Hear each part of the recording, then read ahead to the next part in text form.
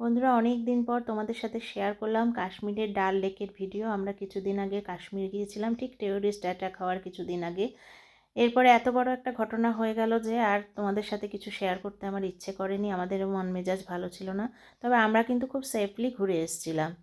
তো যাই হোক, আমরা এই যে শিকারা করে যাচ্ছি। একটা বোটে আমি, আমার হাজব্যান্ড আর আমার মেয়ে, আর একটা বোটে আমার ভাই, ভাই বউ আর ভাইয়ের বাচ্চা। আর এই দেখো, শিকারা বোটে চড়তে চড়তে এই যে ওরা লোকাল, মানে ওদের ওখানকার যে লোকাল জিনিসপত্র সেগুলো নিয়ে কিন্তু এই যে সেল করার জন্য ওরা আমাদের বোটের সামনে চলে এসেছিলো।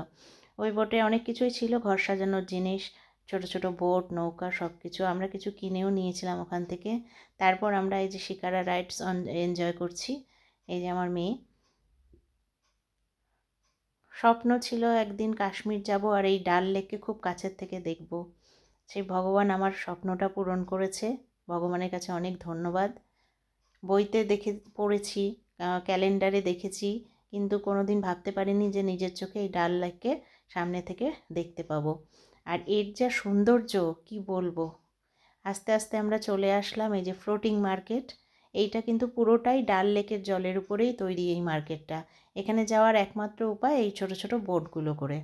তো এইখানেও অনেকে শপিং করে, আমরাও কিছু শপিং করেছিলাম। এই যে তোমাদের ঘুরিয়ে দেখাচ্ছি, দেখো এটা কিন্তু কাশ্মীরের ডাল লেকের ফ্লোটিং মার্কেট। এখনও অনেক, মানে আমরা অনেক ভোরে শিকারা রাইডটা করেছিলাম বলে, ভোর বলতে ওই 9টা, তখনও দোকান পাশার ঠিকভাবে খোলেনি, কিছু কিছু দোকান এখনও বন্ধ।